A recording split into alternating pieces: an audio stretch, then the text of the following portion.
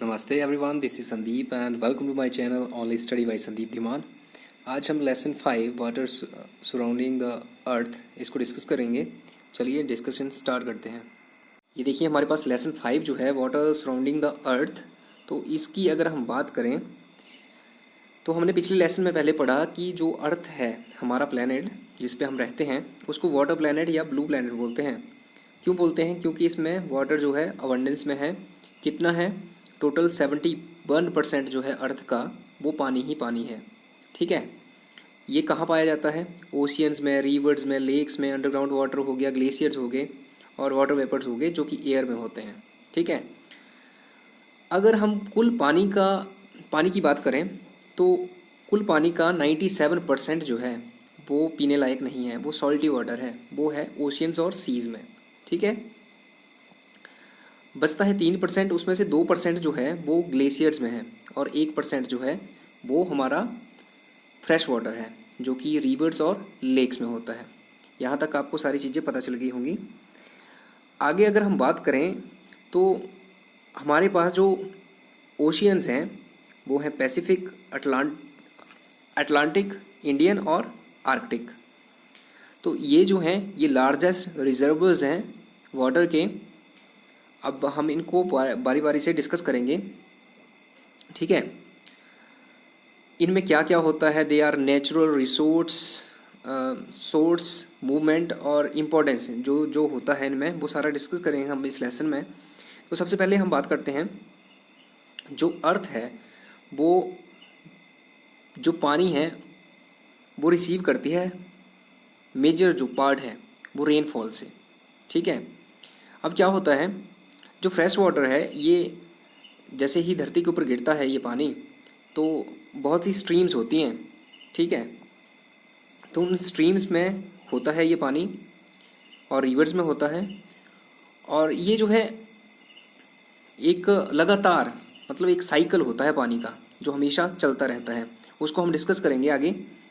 तो चलो देखते हैं। पहले ये पिक्चर देखिए। पहले देखो सन है, जब सनलाइट गिरती है तो जो पानी है जैसे यहाँ पे देखो, ये देखो ये ओशियंस हैं, यहाँ से क्या हुआ, सनलाइट आई और इवेपोरेशन हुई।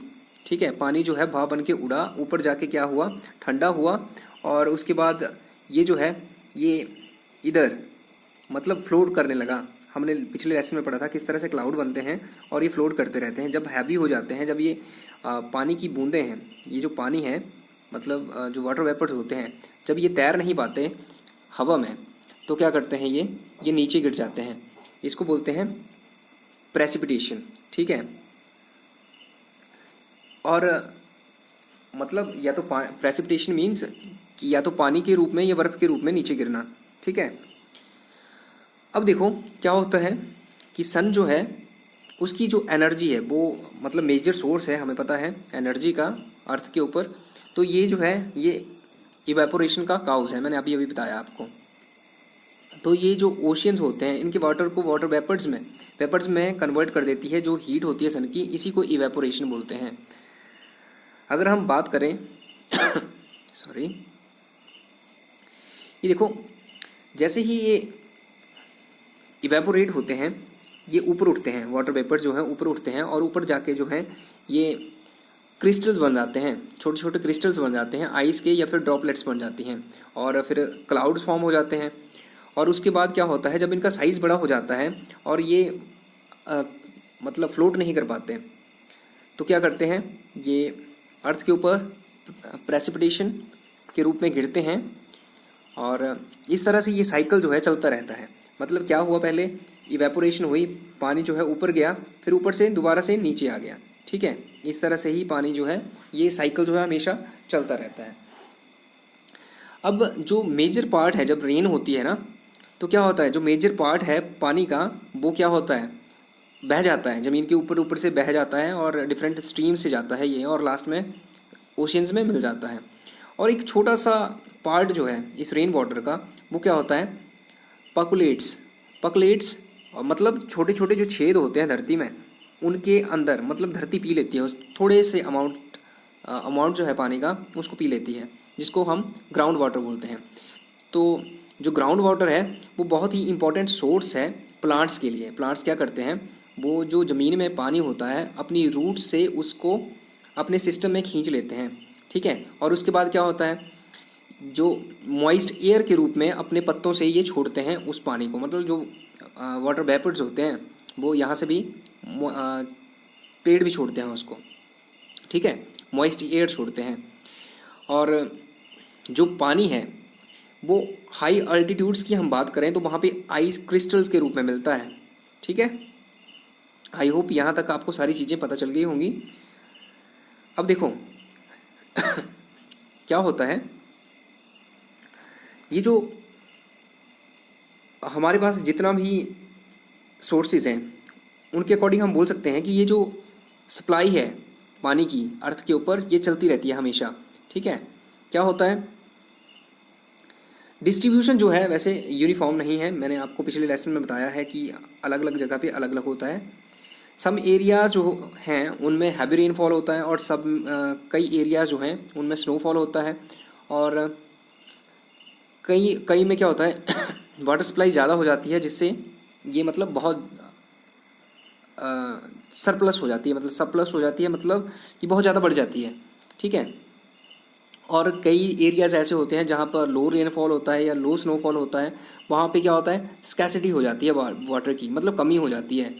और हमें जो ये जो रिजर्वर हैं हमारे पास, इनको हमें अच्छे से रेगुलेट करना चाहिए। हम क्या कर सकते हैं, इनको अच्छे से स्टोर कर सकते हैं पानी को यहाँ पे इन रिजर्वर्स में, ताकि हमें आगे कोई प्रॉब्लम ना हो। हमें क्या करना चाहिए, जुडिशियस यूज़ करना चाहिए, मतलब वाइजली यूज़ करना चाहिए पानी का, हमें वेस्ट नहीं करना चाहिए, ठीक है। और हमें ये प्रोटेक्ट करने चाहिए सोर्सेज। आगे है मूवमेंट्स जो होती हैं, ओशियंस की हमने बात की अभी अभी, तो ओशियंस में जो वाटर की मूवमेंट्स होती हैं उनमें जो मेनली होती हैं उनको हम डिस्कस करेंगे इस लेसन में, ये है मेन। तो पहले मैं बता दूं आपको कि आपने देखा होगा कि अगर आप एक पॉन्ड में, एक रिवर में, मतलब पानी में पत्थर मारें तो क्या होता है, रिपल्स निकलते हैं ना। रिपल्स क्या होता है, जो ऐसे ऐसे करके जो लहरें जैसी निकलती हैं ना, उन्हीं को वेव्स को, उन्हीं को रिपल्स बोलते हैं। छोटी छोटी वेव्स, मतलब रिपल्स मतलब छोटी छोटी वेव्स। तो क्या होता है, ऐसी ही वेव्स जो हैं वो आपने सी वाटर में देखी होंगी, वो तो लगातार चलती रहती हैं ना। इस मूवमेंट को, ये मूवमेंट जो होती है ये कैसे ओरिजिनल होती है, ये कैसी जो वेव्स हैं वो कैसे बनती हैं, इस लेसन में हम उन्हीं को पढ़ेंगे। और जो मूवमेंट्स हैं ओशियन वाटर की वो मेनली 3 हैं, एक है वेव्स, दूसरा है ओशियन करंट्स और तीसरा है टाइड्स।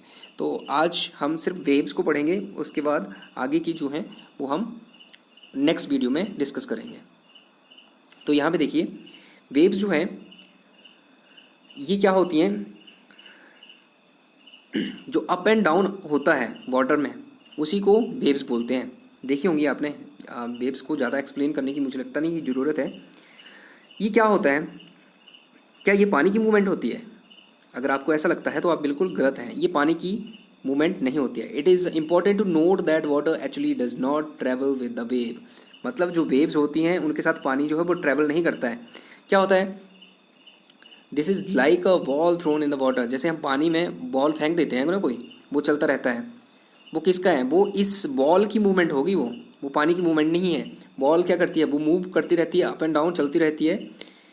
इसी तरह से क्या होता है, the rhythmic movement of water particles produces a pattern which we can see as waves. तो इसी तरह से जो वाटर है उसकी मूवमेंट भी होती है, मतलब जो हमें दिखती है, मूवमेंट होती नहीं, जो हमें दिखती है वो वेव्स की फॉर्म में, वो रिदमिक मूवमेंट होती है। और ये जो वेव्स होती हैं इनकी जो हाइट है वो डिपेंड करती है स्पीड पे, किसकी, विंड की कितनी स्पीड है। आगे देखिए, ये देखो ये जो ड्यूरेशन है विंड ब्लोइंग की from a particular direction, together it determines the, मतलब विंड के ऊपर ही ये साइज भी है इसका, और जो भी अप एंड डाउन चलता रहता है इनका वो विंड के ऊपर डिसाइड होता है। तो ये था आज के लिए। नेक्स्ट वीडियो में हम ओशियन करंट्स और जो टाइड्स हैं उनको डिस्कस करेंगे। तब तक के लिए थैंक यू।